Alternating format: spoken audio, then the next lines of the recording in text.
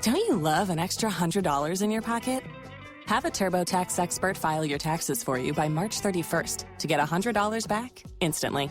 Because no matter what moves you made last year, TurboTax makes them count. That means getting $100 back and 100% accurate taxes, only from Intuit TurboTax. Must file by 3/31. Credit only applicable to federal filing fees with TurboTax full service. Offer can be modified or terminated at any time.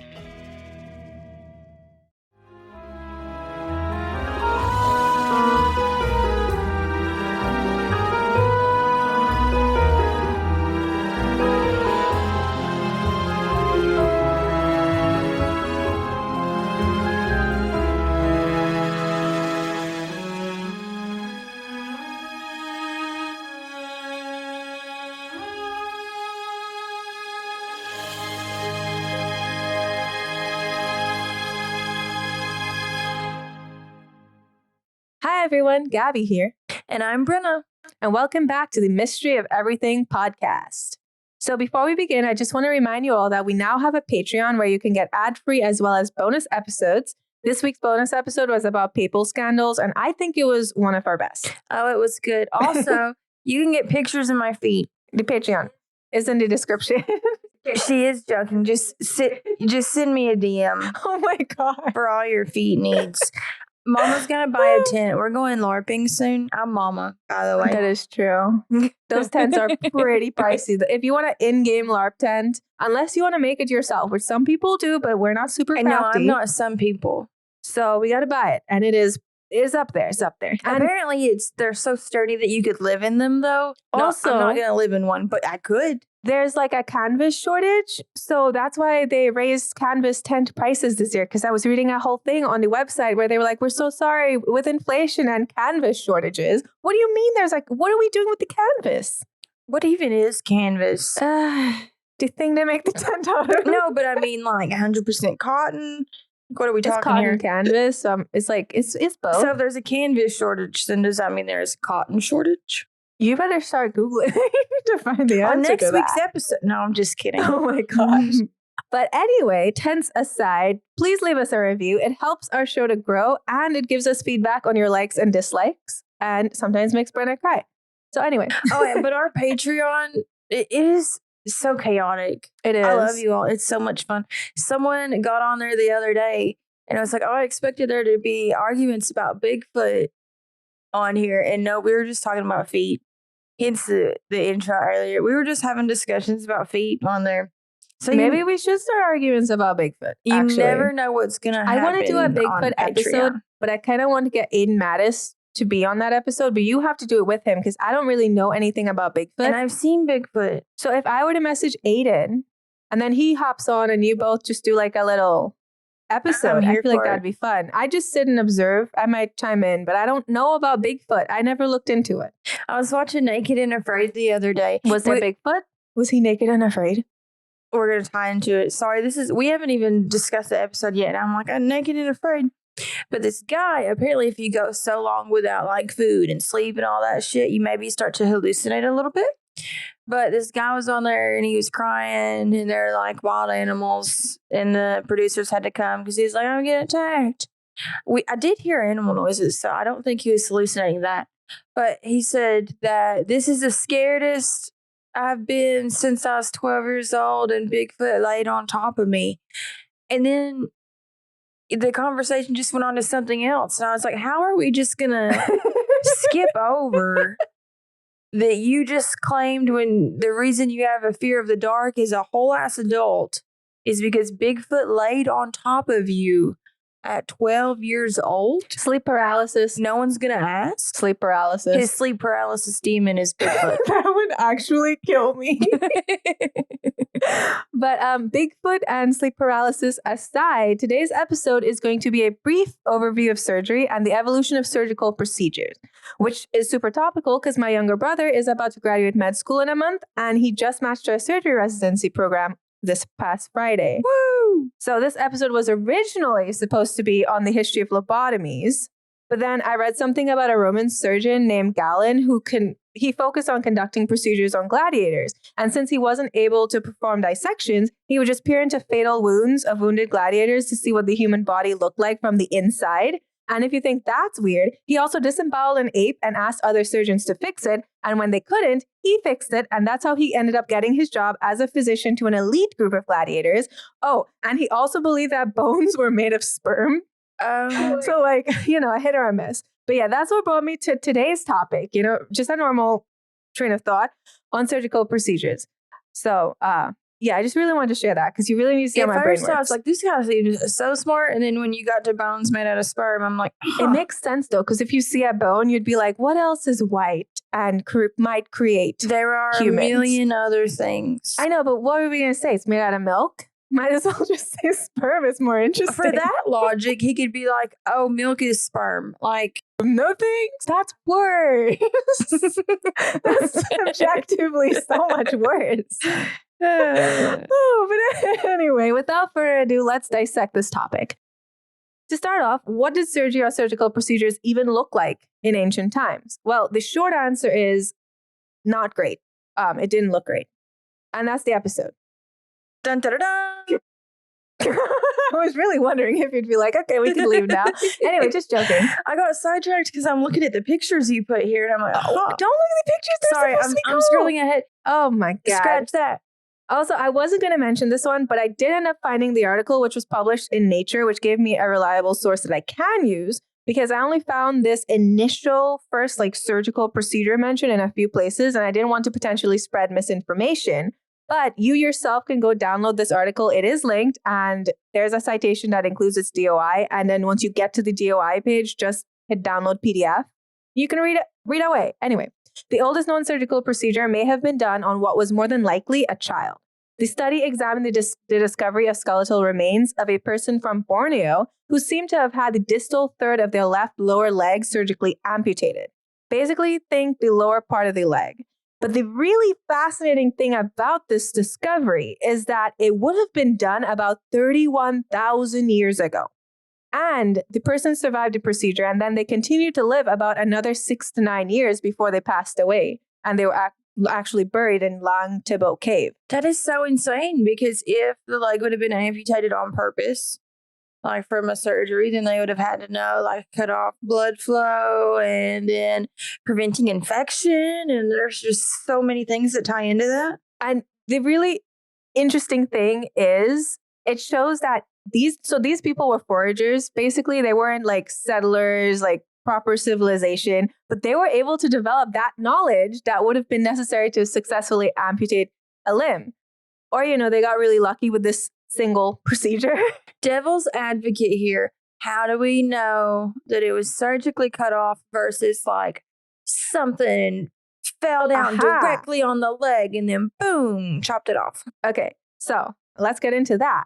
If you're wondering how they knew that it was more than likely not an accidental amputation, it's because there was a clean cut. So typically, if there's an accidental amputation, there would be more damage around, surrounding the bone itself. Yeah, like if it were crushed or something. But they were able to even find out how long after the amputation the individual lived, because it was so clean cut that they were able to just look at the remodeled lamellar bone that enclosed the fibula, so the area where it got cut. It showed that their body had time to repair for a period of 6 to 9 years, and they didn't actually die from this injury. In addition, there was no sign of infection in that limb. So if it was a wild animal attack or something would have chomped it or bitten him, you would typically see signs of infection from the teeth, from the bacteria in the mouth. There was no sign of infection on that limb. How would they know how to keep it clean? Because I know. Do they even know bacteria was a thing? I don't think they did. No. And they also knew the potential. Penicillin wasn't a thing? Nope, not until recently, actually. Yeah, so how? So many questions. That's what I'm saying. They either were really advanced, super smart, figured it out really early, or they got real lucky. Furthermore, what tool would they have used? Because, cutting bone is, from my understanding, not the easiest thing to do in the world. So I wonder if they had saws. And even then, they didn't have sedation, or did they? Maybe there was some kind of plant that you could give them and knock the person out while you're cutting off a limb. So many questions. This could go on. They were foragers, so maybe they did have a plant that would knock you on your ass. Yeah, you'd almost have to if you wanted to get a clean cut. Ugh, I don't want to think about it. No, thank you. Unless someone was holding you down. Oh, God. And it was a kid too. So, Yeah. ooh. But they also knew the potential age of that individual because they were able to compare the size of the left tibia and the fibula to the right side. So you could see the smaller size of the left side, which showed like an injury during development, compared to the right side, which was fully developed. Yeah. So this was a really neat study to read, and I was able to find this for free. So go check it out. It actually gives all of the like in-depth information into how they dated everything and how they came to the conclusions that they did. And it completely changes the previous rhetoric that, you know, foraging societies didn't have much medical knowledge, because apparently they had enough. And I do have pictures that I will be uploading because it shows like the area where a foot should have been, and it's not. So that's pretty cool. In addition, Oh, okay. I can make that out now. see, it's like the legs. Yeah, at first I didn't know what I was looking at. And now that you said that, I'm like, oh, okay. Yeah, that's where it should be. So in addition, this one's really disturbing. Some of the earlier surgeries were called trephination or trepanning, and that was done during the Neolithic age, which spanned 4300 to 2000 BCE. Basically, what this procedure is, it's a cranial surgery where a sharp tool bores into the skull. It's super reminiscent of a lobotomy. So look, basically, I'm writing the episode I should have been. So we know that this was a practice because we saw proof of the procedure shown on skulls of different remains.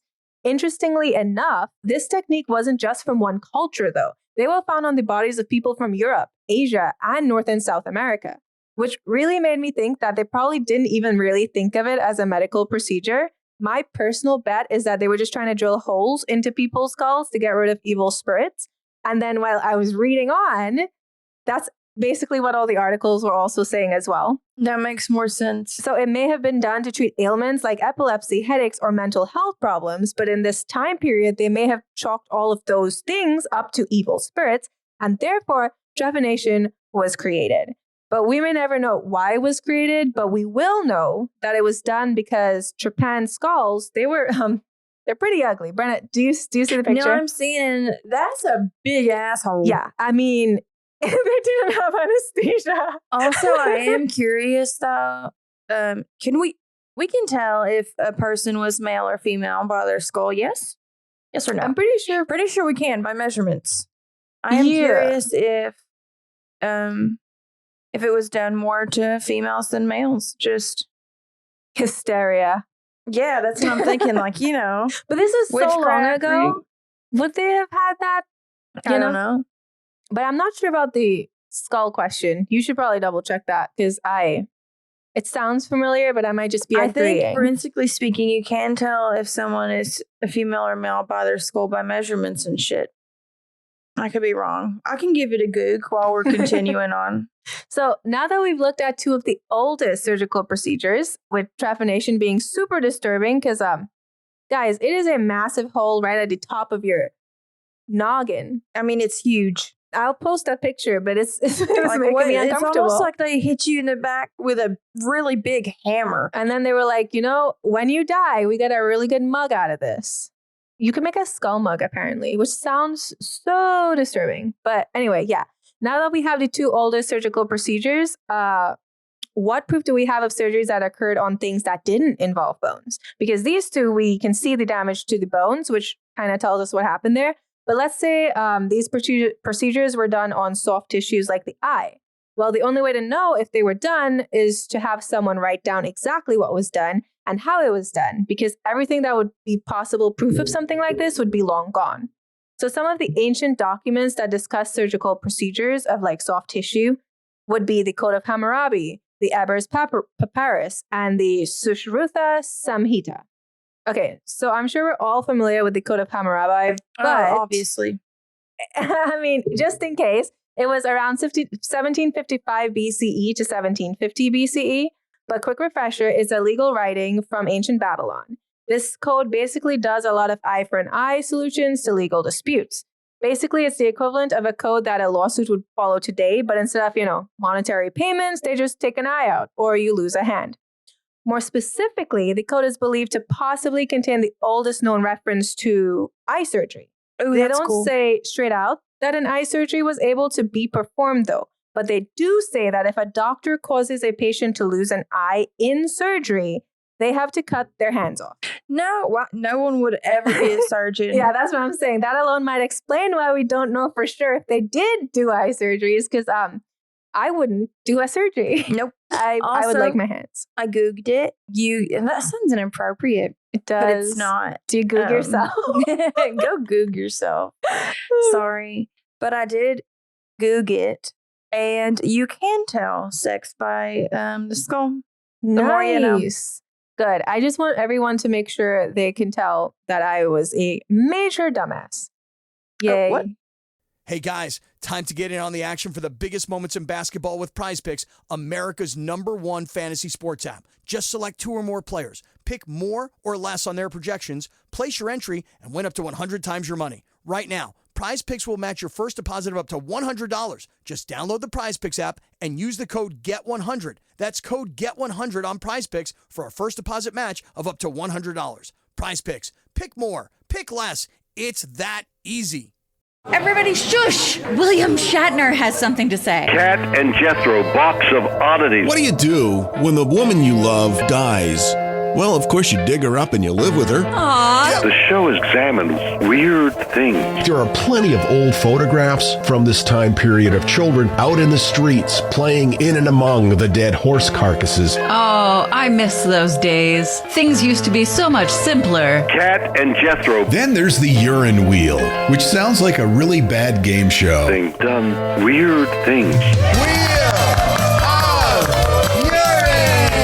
Cat and Jethro, box of oddities. That is really mysterious. Join Cat and Jethro Gilligan Toth for the strange, the bizarre, the unexpected, as they lift the lid and cautiously peer inside the Box of Oddities. The Webby Award-winning Box of Oddities podcast from Airwave Media.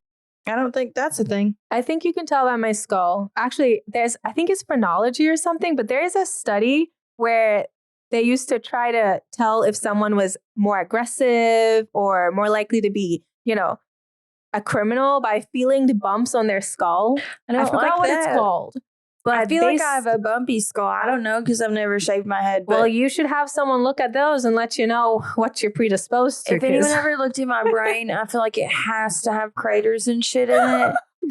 No, like you can see like people with depression, stress, if you've ever done drugs, alcohol, any of that stuff, you can tell when you get a brain scan done. The people with money do those things. They get scans of their brain, which I would too if I had money to do that kind of thing. But yeah, I just get a lobotomy. Sounds relaxing.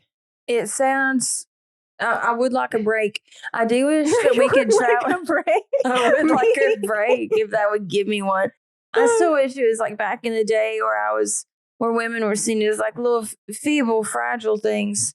And you would tell me she needs to go sit by the ocean and stare at it until she's healed. Until she's healed. Lobotomize you. I mean, it's a hit or a miss what they predicted. Or they used to use I don't even know how I can phrase this in a non-SFW way. And not sometimes they would try to make women climax to get them to chill the fuck out.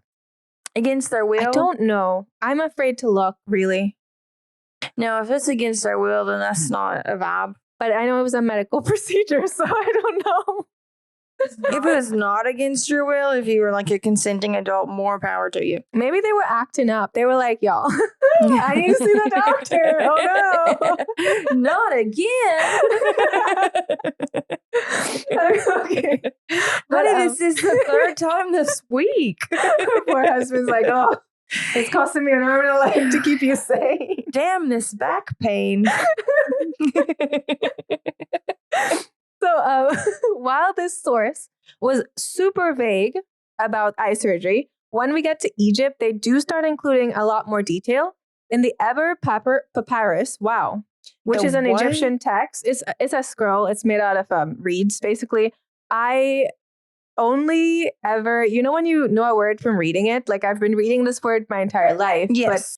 But I used to say it very wrong in my head as a child. How did you say it? I don't need to say it. Please. Papyrus. That's how I would think it's pronounced. Papyrus. See, it's papyrus scrolls. but I would always say it wrong in my head. And because of that, it messes me up when I have to say it out loud now because, my brain, no one cared if I pronounced it right in my brain. Paris. So, however, we still don't see any eye surgeries during this time period. What it does discuss are other surgical procedures, such as surgically immobilizing broken bones with resin and like orthopedic screws, and sewing up incisions and sutures utilizing linen thread. I wonder what kind of resin. Not sure. Whatever they have. Well, the resin we use nowadays is like toxic to the body. Well, this was 1550 BCE, so I'm assuming sure it's probably better for you. Or also just as toxic, but they didn't know. If you're listening to this podcast from, coming from the history of everything, then you may have listened to the podcast episode on Egyptian medical practices. And Egypt was well known for its medicine. And for a time, many people from all around the world, they actually went to Egypt to become doctors because they had so much medical knowledge. The other text we have from ancient times that describes medical practices was the Sushruta Samhita, which was written in 600 BCE. It was written by an Indian doctor named Sushruta. He wrote down many medical ailments and procedures. And this text actually described the couching of cataracts and rhinoplasty. So basically, they would remove the cataract lens by dislocating it from the visual axis of your eye, so like the front of your eye, into the vitreous cavity, which is like the cavity like behind your eye with like vitreous plasma, essentially like the fluid. This isn't practiced anymore because it sounds terrible. Like they literally take that lens and shove it further back into the eye with a super long needle. Nope, that's the shit of nightmares. Which causes a lot of complications. So just know, but it is what they had. And we really can't judge them for figuring it out so early because this method was basically used up until modern eye medicine was developed. That's the crazy thing. That, like, we wouldn't have today's medicine if all these people wouldn't have been poked and prodded and shit. But it's just so fucked up to think about. Oh, yeah. Like, this is literally how they treated it until they figured out how to treat it. Because with cataracts, they can see. So they're like, screw it. We don't need that. If we mess up, then none the wiser. And also, nose jobs, which I mean, they had some interesting priorities. No judgment, though. But rhinoplasty? Anyway, moving into more modern times, Abul Qasis, who was actually named Abu al-Qasim Khalaf ibn al-Abbas al-Zahrawi, who lived from 900. Gabby, you amaze me. Ibn Battuta, that's the podcast that Steve is working on for History of Everything. His name was like, whew, it was a long name. I couldn't even, like, I just heard you say all that, and I cannot read it back to you. But this guy, he lived from 936 AD to 1013 AD, and he became one of the most renowned surgeons. He not only practiced medicine and surgery, but he was also able to compound simple remedies for ailments. So he was basically a doctor, pharmacist, and surgeon, aka a one-stop shop for all your medical needs. They just don't make doctors like they used to. No, they don't. But his greatest contribution was the Kitab al-Tazrif, which was a 30-volume encyclopedia of all of his medical knowledge. The most important part was 3 books specifically on surgery. These books spoke of cauterization of wounds, incision, perforation, venesection, which is basically phlebotomy. It's just removing blood, wound treatment, and bone setting. And we still have these books somewhere? Okay, so I did find it, and I do have it linked. I'll talk about that later. Okay. The Library of Congress link, but it is not in English. Okay. The surgical section, it covered surgeries of the eyes, ear, nose, throat, head, and neck. It included general surgery and OBGYN procedures. He even had military medicine, urology, orthopedics, and the Kocher's method, which is a method for addressing a dislocated shoulder. He wrote about ligating blood vessels, which is basically just tying off the blood vessels. He wrote about breast reductions, bones and joints, and he even described a tracheotomy operation that he performed on one of his servants once. So this guy, I mean, wow. His book also included a lot of information about obstetrics and gynecology. He's actually credited as the first person to describe an ectopic pregnancy. He described birthing positions that we still know of today and different procedures for delivery, in addition to describing many different gynecological instruments. Literally, what did this guy not do? Right? He also performed and described many plastic surgery procedures, and he was one of the first surgeons to use cotton as a medical dressing, and he utilized wax and alcohol to stop bleeding from the skull during cranial procedures. In addition, he invented many different surgical instruments, including scalpels, curettes, retractors, spoons, sounds, hooks, rods, and different types of specula. He doesn't even seem real. I mean, this guy, what didn't he do, right? But his work was utilized as the basis for many different medical curriculums in European countries for centuries. He was quoted by many famous European surgeons and referenced in their work. I found basically the entire collection of his work, but I couldn't read it because I don't speak that language. But if you do, it is the Library of Congress link that you can find in my references. It's the LOC link. Go read it if you can, and then report back to me. I would love to hear. It's never too late to learn, Gab. Bren. So here's the thing. I tried learning. So they would have this TV program when I was a child every morning where they teach you Arabic and how to write. Yes. To this day, I watched it every day for 3 years. No clue what they Didn't were retain writing. any of it. I took Spanish in high school, and then I took French in college. The only thing I remember is Puedo ir al baño. That's it. That's all I got. You cannot. One of our Patreon members, we were talking about me needing to learn Roman numerals. What did they say? Yeah, they were like, no, that's not good enough, Brenna. You need to learn Latin. Steve and I died last night when I read that to him. No, I laughed out loud when I read that. That was good. But it's not in the cards. I'm sorry. I'm also pretty sure that's the person who is going to the reckoning with us in May. I'm pretty sure because I saw you in the Hadrian Empire Discord. So, homie, I cannot wait. I'm so excited. If it's you, write me on Patreon and be like, yeah, Bryn, it's me. So the next very impactful surgeon that I want to go over is the French surgeon, Guy de Chauliac, who once quoted Albucasis over 200 times in her work. So we're starting to see the beginnings of truly collaborative medicine referencing other doctors. But he wrote the Chirurgia Magna, which was basically the Great Surgery. And this became the standard learning text for surgeons until the 17th century. But de Chauliac, he started training around the time. Guys, this part literally had me laughing out loud. So he started training after, anatomy was introduced as an important factor to the medical curriculum. And at one point, he even joked, a surgeon who doesn't know anatomy is like a blind man carving a log. So, I mean, he's dead ass, but that's very valid. Why weren't doctors learning anatomy is the question we should be asking. So this guy, he earned his master's in medicine degree, which was the highest degree that you could get as a doctor at that point. He practiced during the Black Death, and while many of his colleagues hid, he continued to look after his patients. Aww.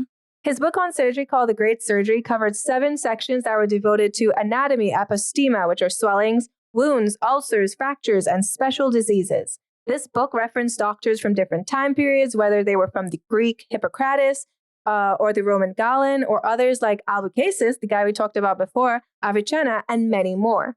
They were all referenced together over 3,299 times. So basically anybody with significant medical knowledge ended up in his great book. He described anesthesia in the form of inhalation of opium or mandragora, which, I mean, a little opium as a treat. Who hasn't had a little opium? Right? Yeah, wait, what? I have to stop agreeing with you automatically. He also described many surgical procedures like antiseptic through the use of strong alcohol, as well as cleanliness of surgeons, which... How did they figure this stuff out, though? Yes, it's true, but how do you know? Because did you have a microscope? Did you? Did they? I think they used logical reasoning. They were logically, I notice people get sick when we don't wash our hands. I'm pretty sure they just used deductive reasoning. But alcohol, you spill alcohol on a wound and you're like, huh. Maybe they just thought it burned, so it must be doing something. Which is valid because I still to this day spray Windex on my poison ivy. Does it do something? Yeah, I think. Everyone's like, it's just the alcohol and Windex. No, it's not. Because I have tried it with alcohol and I've tried it with Windex. Windex, it works. Me and my cousin Boris both do it. Huh. I've never gotten poison ivy, even though I've touched it 50 billion times.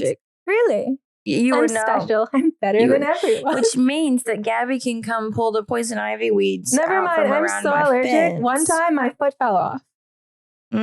Shame. Oh, no. Misfortune. She's got to come to my house anyways to help me set up my fancy office. I have an office now, guys. I built the desk by myself last night. And Chris was telling me, he was like, don't start until the weekend, because if you start, you're not going to stop. And you'll be up until midnight building this damn desk. And I was like, no, if it takes longer than an hour, I'll stop. I was up until midnight, but that desk is fucking built. And it's one that has LED lights on it. And on the remote, you can set it to where, like with music, the lights change to the beat of the music. Ooh, I love those. Me and Kyle didn't know what that was. Kyle's my roommate. Shout out to Kyle. I don't think he listens to us, but, fuck you, Kyle. Anyways, so we were talking and the LED lights were changing, like with every word. It would go do, do. So then I was like, it became this whole thing. It was a lot of fun. Yeah, that has nothing to do with Hippocrates or anything we're talking about. How did I even get on there? I don't remember. Oh, a desk in an office. I'm fancy now. Gabby has to come to my house to help me set up the electrical stuff. Steve has to do it. I actually do not do any of the recording technical stuff. It is all Steve. Because I don't know how any of that works. They just tell me what I need, and I'm like, all right, I may or may not have that. But Steve is the technical guy, which is so funny because he has the worst tech luck, but I refuse to learn because then it'll just be another responsibility. And I got Gab has many responsibilities. And you all heard my microphone at home. You remember those 2 episodes? I hope it works now because I'll be gone for so long. Episodes. Oof. I hope we'll make it work. It has to work. I spent money on it. It has to work. Yara, if you're listening to this, I haven't tried it out yet. I know you were like, you have 6 days to return it after today. The 6 days is long gone. Oh, it better work. I haven't opened it. It better fucking work. Oop. Well, Yara. No, I'm just kidding. I'm just teasing. She was very, very sweet. But anyway. By the way, that's the lady who helped me pick it out, lady. She's not old. She's my age. The lady sounds old. She helped me pick it out. Anyways, back to Gabby's episode. So while he described many surgical procedures that he was confident in, he was also cautious and he understood limitations. For operations like removal of kidney stones, those procedures, he said, we should leave them for more qualified professionals. So he also described other methods for dealing with it, however, that were non-surgical, like catheterization to remove urethral stones. Yeah. And that shit can really hurt you. You don't think that kidney stones, you're just like, oh, it's just a kidney stone. But no. Did I already mention this in an episode before? I don't know. If I did, then you all just listen to me anyways. A girl from my hometown, a woman, bless her sweetheart. I'm sending you all the prayers. You probably don't listen to this, but if you do, she had kidney stones and ended up going sepsis from them. So if you even think you have a kidney stone, please, please, please go get it checked out immediately. All jokes aside, she had to get all of her limbs amputated. Oh, I saw that, yeah. Yeah, because she turned sepsis, bless her heart. And she's super strong. She's kicking ass and she's doing all of the things. And yeah, but kidney stones, terrifying. Oh, yeah. Don't just like, oh, it'll pass. I'll just let it pass. Don't do that. Go get them checked out. Hello all, Eric Rivenes with the Most Notorious podcast here. Each week I interview an author or historian about a historical true crime, tragedy, or disaster. Subject matter ranges from gunslingers to Gilded Age murder to gangsters to fires to pirates to wild prison breaks. My guests bring their incredible knowledge directly to you. Please subscribe to Most Notorious on your favorite podcast app. Cheers, and have a safe tomorrow. Hello everyone, Stakuyi here. And I'm Gabby. And we are the hosts of History of Everything, a podcast which you can probably guess by the name is, well, I mean, it's about everything. Do you want to know why people thought potatoes were evil and would give you syphilis? Are you curious about all the stories of the terrible and stupid ways that people have kicked the bucket over the years? Do you want to hear tales about all of the different badasses of history and the lives that they had brought to life? Well, if so, then look no further. History of Everything is just the right podcast for you. It's available on Spotify, Pandora, and anywhere else that you get your podcast from. Join us for some fun and just see how weird and wacky history can be. And we're back. How do you avoid kidneys? I'm spiraling. How do you avoid that? I haven't had any water today. No, girl, you're fine. Like, let's say you drink Mountain Dew for breakfast, lunch, and dinner 46 times a day. I've never had Mountain Dew. then you're good. Okay. Wait, is it just the Mountain Dew? Light colored pops are worse than dark colored. I love Sprite. I don't necessarily think Sprite's one of them. You don't drink pop that much to drink begin with, Olipop. Gab. It's a prebiotic soda. Olipop is the bomb. We're not if it wasn't so sponsored. damn expensive, I love it so much. Olipop sponsor me so I can afford to drink you. Okay, Joya started drinking Olipops because we were like, no soda for you. Oh, and it's she so was like, good. well, you drink this. So we're like, fine. And now she goes Valid. through it like water. My But bad. It's like $2 and something per can, which I'm not dogging Olipop. Like, I love you. You are sweet nectar. But I can't drink you like I drink Coke Zero, or I would be in the hole more than I already am. You know? One day I'll be an Olipop girl all the time. Okay, so we keep getting off track. Jesus. Okay. This is more tangents than normal. We're staying on track this time. Yes. Okay. The next big player in the history of surgery is Wilhelm Fabry, who was also called the father of German surgery. He invented things like a special tourniquet for thigh amputation, the removal of axillary glands in case of breast cancer, and he classified burns into 3 degrees with proper classification and treatment for each variety. When it came to burns, he wrote, and this is a direct quote, "First-degree burns are caused by a burning object which does not stick to the body for long. Example, burning straw in hot water, or alternatively, by the body only touching the object momentarily. The signs and symptoms are redness of the skin and pain, followed later by inflammation and the formation of pustules containing clear white water." I don't like that word. Pustules? Yeah. The second-degree burns are caused by the fiery substance touching the body for a longer period of time or by its returning more heat. Example, hot iron, liquid metal, or oil or wax. The place is presently inflamed, it goes red, it's painful, and it burns. I'm not reading it in Old English, okay? I was going to say, he said, "The place doth presently inflame, waxeth red, painful and burneth." Yeah. Why did I get it? What was that? Irish, Scottish? Yeah, My burneth turned a little. Yeah. And in the very same moment, pustules are elevated, in which are contained thin water, and it waxeth yellow, and is sore by reason of the stretching of the skin. The dermis is made destitute of radical moisture from the part, and it is something dried and drawn together, but not, I don't know what that word made. But not as yet any eschar made. Yeah. The fuck is eschar? Great question. Third-degree burns are caused by the fiery matter sticking for a long time or by its containing a more violent heat. Pustules, or more correctly vesicles, are raised instantaneously. Not only the true skin or dermis, but also the flesh, veins, arteries, and nerves are burned, drawn together, and dried into an eschar. I'm guessing it's like a dried clump. Okay. And then this falls off, a deep ulcer remains. Oh my gosh. But he was able to come through with the 3 degrees of burns. He also came up with a solution for dealing with pyloric stenosis, which is a condition in infants that blocks food from entering the small intestine. And to treat this, he wrote, quote, "A small wasted 6-month child, the eldest son of Henry Ortho Esquire. This child's stomach had been for days crowned by the nurse or mother with a thick and viscid pultraceous feed, which he was vomiting up everything given by the mouth and was passing nothing through the lower passages. I prescribed 1 or 2 nutrient enemata for every day, made from broth to which was added the yolk of an egg and a small quantity of mixed sugars. And now the kid was perfectly well." So he was showing with this. He was giving him an enema. Yeah. He was kind of trying to get the passage cleared.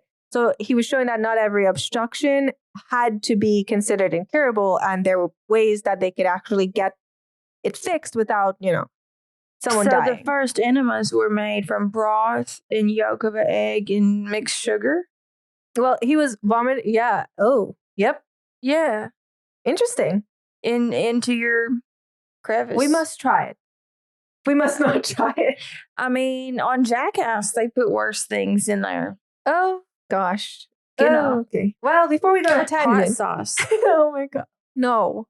Have you not seen that? No. We can keep moving. It's a thing. Steve-O, God love him. Never seen it. But as you can see, the 19th century, there were a host of surgeons who were successful in figuring out basic and even not so basic surgeries. Ultimately, there were these operations, were they ideal? With the lack of tools, lack of knowledge, and lack of anesthesia? Probably not, but, it was this or death, so you picked one. Yep. Moving into the 19th century, we end up seeing more of the birth of surgery as we know it. A lot of new firsts and a lot more dedicated landmark surgical developments were made. So let's go over some of these. And now that I'm writing this, I just want to pause here and say that this will be 2 parts fully because I didn't expect it to be so much. I literally wrote this down because I was like, I'm not writing all this.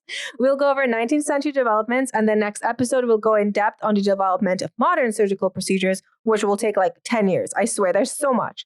And one thing to keep in mind as we look at these is that it wasn't until the 1900s that we would see the likelihood of surviving a surgery become greater than the likelihood of dying during or as a result of surgery. Anyway, That's crazy. First up, in 1818, we will see the first transfusion of human blood. While it's not a surgery, it's still pretty cool. This occurred when the physician James Blundell successfully transfused human blood to a woman who had experienced a hemorrhage during birth. But please keep in mind that he did this before the physician Karl Landsteiner even discovered the first human blood groups. Which is so crazy.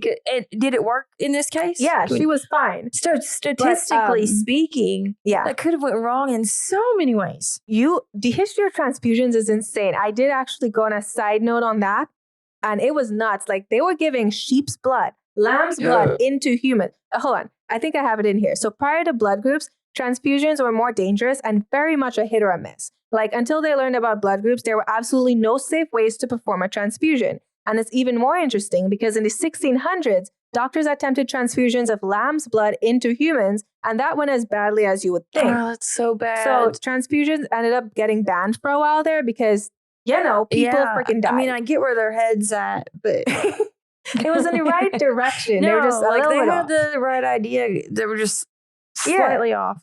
So in 1809, we would see the abdomen opened for the removal of an ovarian cyst by Ephraim McDowell in Kentucky. Shout out Kentucky. Whoop, whoop. In 1843, we would see the first hysterectomy being performed by Charles Clay in Manchester, England, but the diagnosis was wrong and the patient died after the operation. It took a while before a successful hysterectomy was done. And guys, the history of hysterectomies, I did go down a rabbit hole of that. I feel like that would be a cool episode too. But the successful one was done by Ellis Burnham, but the diagnosis was still also wrong. I don't know. They were doing their best, okay? Yeah. The crazy thing is vaginal hysterectomies dated back to ancient times, and they were even used as treatments in the Middle Ages for an inverted uterus. But I don't understand what that is. So I have a wonky uterus, and basically you don't feel like the baby kick. And then sometimes you can have other complications that occur due to your uterus. It's just a little bit. So it's just like the shape of it, where it's located in your body, is slightly different. The angle of it. The angle of it. Okay, that makes sense. You'd have to look into it more. But I know I had one during pregnancy, and they were like, "Oh yeah, you won't feel her move around." Yeah, it was wonky. Okay. Unless I'm confusing it with something else, in which case tell me if I am. But I'm pretty sure that's what it was. But yeah, they use it to fix the inverted uterus, but women rarely survive the procedure. Guys, the amount of procedures people barely survived is nuts. Until we developed modern practices, women who underwent these procedures, they died from hemorrhage, peritonitis, and exhaustion as they were performed without anesthesia, and they usually led to sepsis. In 1846, we would see the first public use of anesthesia when William Morton and his surgeon John Warren at Massachusetts General Hospital utilized an early form of anesthesia in a tumor removal.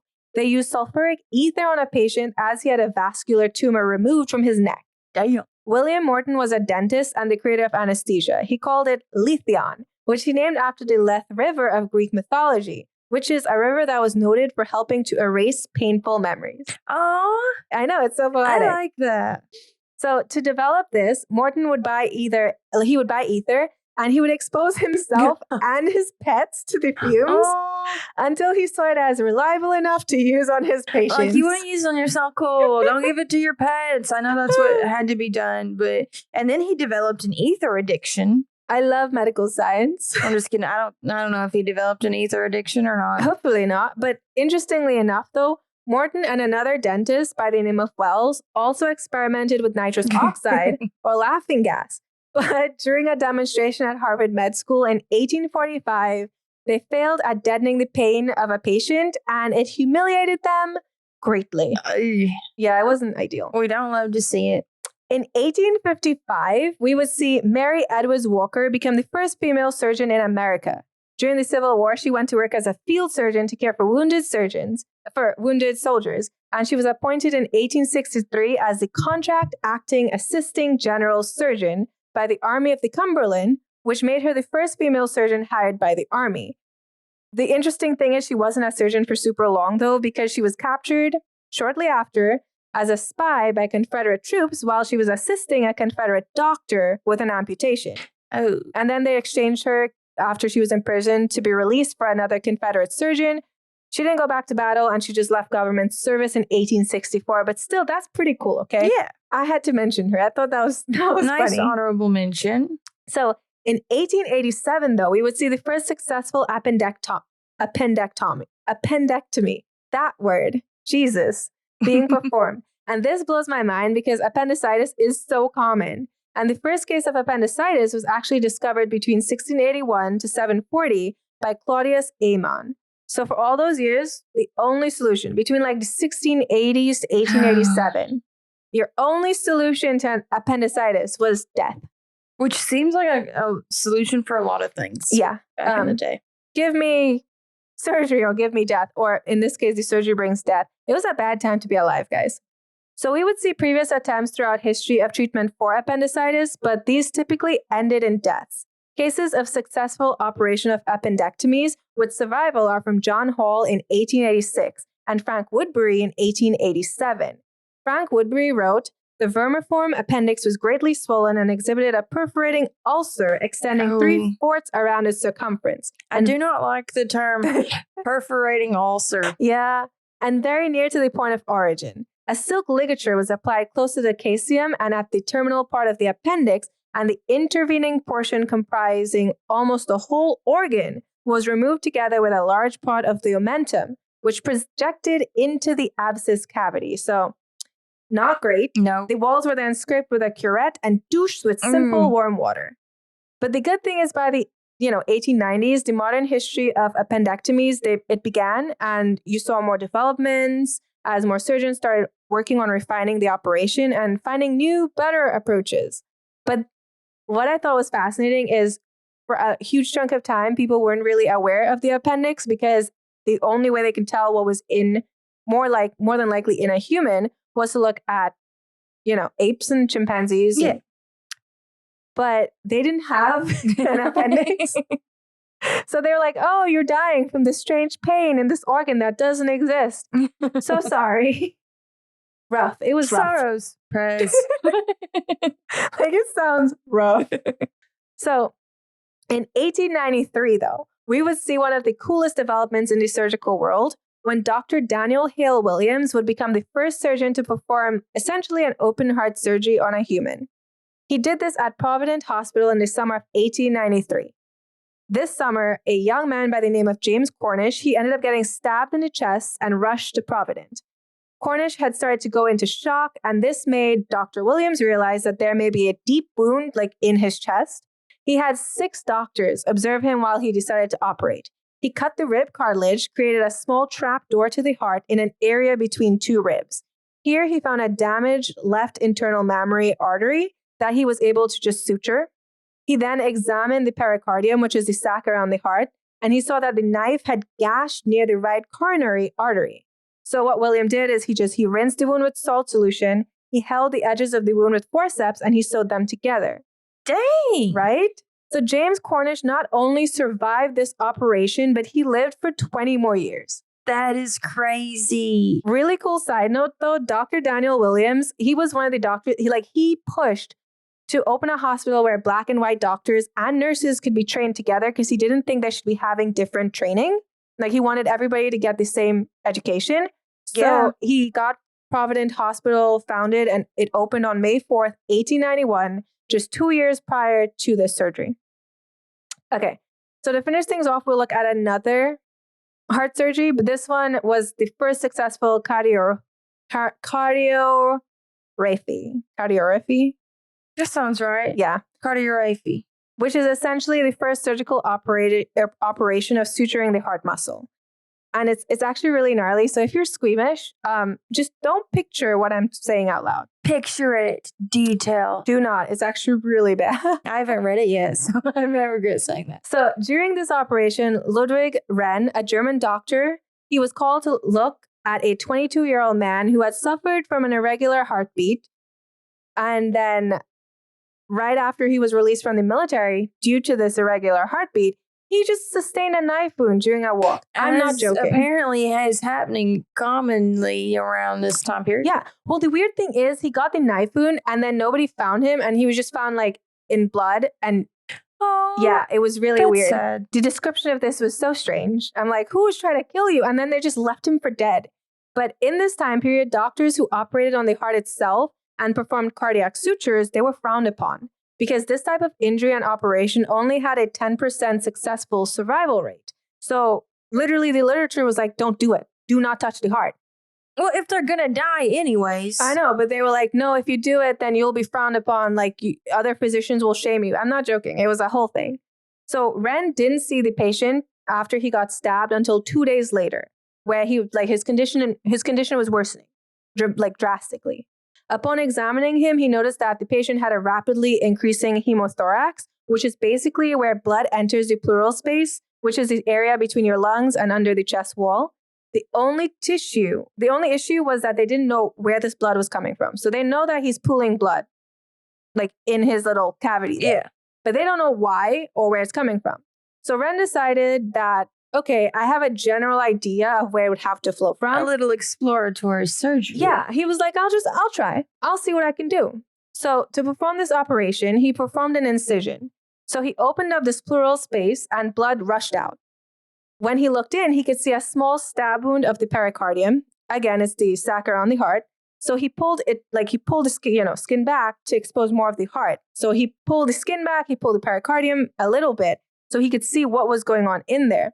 And he could see the heart beating, which he described as super cool. But in addition, he also saw that there was a 1.5 centimeter wound in the right ventricle of the heart. Oh, and for 2 days it had just been pumping and just trying its damnedest. So he decided that he needed to attempt to close that wound. He got a needle and he, passed it through the area during the diastolic phase. So he was observing the beating of the heart. And during this diastolic phase was the only point when that right ventricle was exposed. So you could only do it in between heartbeats? Yeah.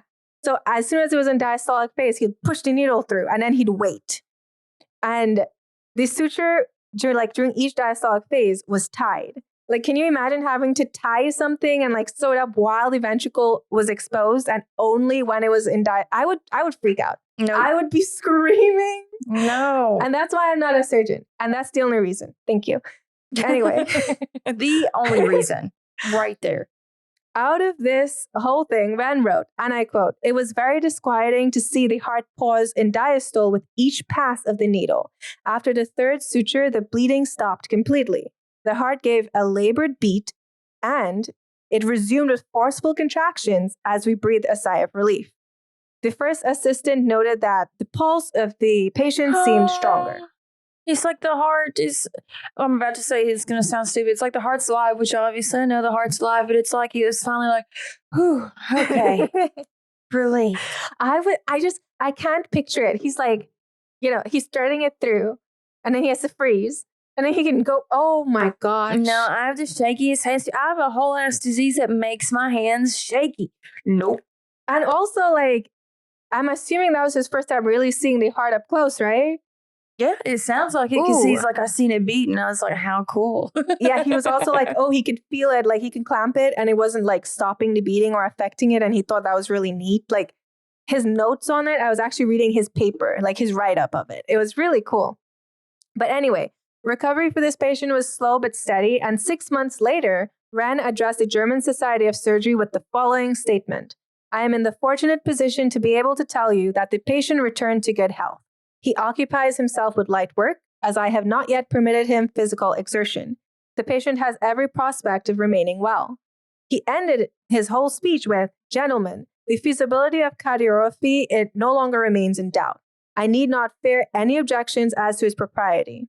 The operation not only was life-saving, but prevented the subsequent development of constrictive pericarditis. I trust that this case will not remain a curiosity, but rather that the field of cardiac surgery will be further investigated.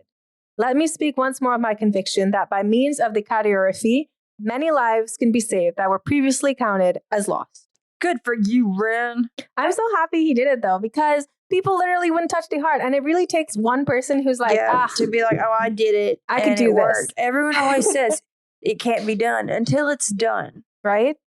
But that wraps up most of the major occurrences in history for surgery during the 1800s. We'll be moving into the 20th century with modern times and all of the interesting stuff like C-sections that were developed. And golly, they're gory.